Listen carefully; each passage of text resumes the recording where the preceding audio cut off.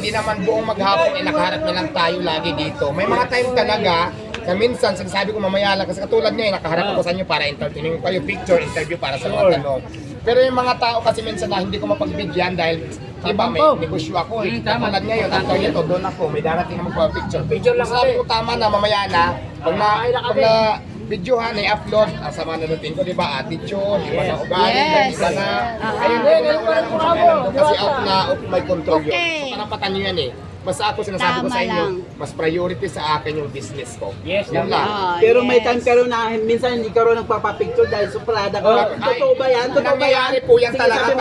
Nangyayari talaga yan. Tulad ng sinabi ko, hindi lahat ng oras nagharap po tayo sa social media. Kasi may mga time din po talaga na kailangan kong gawin asikasuhin yung trabaho ko dito bilang isang may-ari ng isang negosyo na ito, na parisan na ito.